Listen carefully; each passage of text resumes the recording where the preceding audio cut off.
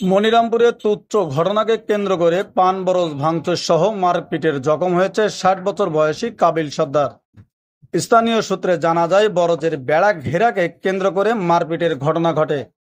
আহত কাবিল সর্দার বর্তমানে মনিরামপুর উপজেলা স্বাস্থ্য কমপ্লেক্সে চিকিৎসাধীন রয়েছেন। কাবিল সর্দার জানায়, আমার পান বরজের বেড়া ঘিরতে গেলে তারা পরিকল্পিতভাবে আমাকে কোদালের আছাড় দিয়ে মাথায় বাড়ি মারলে আমার মাথা ফেটে যায় এবং আমি অজ্ঞান হয়ে পড়ি। তারপর আমাকে কারা হসপিটালে নিয়ে আসছে আমি জানি না।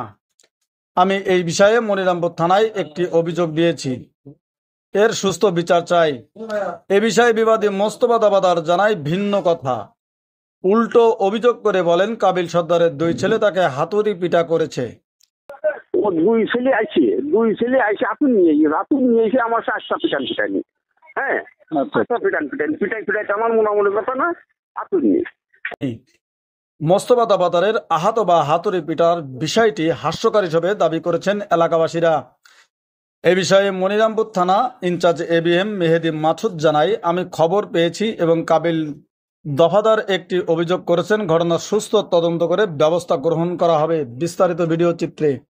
ঠিক আছে, বাড়ি হান উঠে গ্রুপ ধরে ফিরে আশা করলে হাতে লাঠি, বুঝছো? ওরা প্রস্তুতি ছিল আগের থেকে মনে হয়। হ্যাঁ, প্রস্তুতি শুনলাম মস্ত ছাবাল বড়টা মারিছে না, শুনলাম ব্যবস্থা করতে সব বাঘ দিয়ে লাঠি দিয়ে বিটা দিয়ে বিটি দিয়ে সেমড়ি দিয়ে যাকে আসলো রাও ফুটে বেড়াইয়ে সমস্ত তারপরে বুড়াদের দাঁত আছে এই সমস্ত নিয়ে আইছে যে লাঠি কোটা তা দিয়ে আমি ভয়তে আমি ওই জায়গাতে যে 5 ওরা যে বাড়ি নিয়ে এসে আমি আসতে তিনি সামাজ তিনি ভয়তে। আমার জমির পাশে তার জমি, আমার জমি উঁচু আর তার জমি নিচে।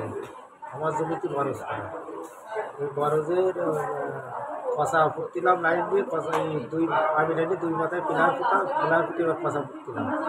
এবার ওরা বাড়ি দিয়ে প্রত্যেক দিন না, এবার কথা কাটাকাটি ফলে ওরা এক পর্যায়ে এসে ওর ছেলে এসে আমার মাথায় বাড়ি দেয়।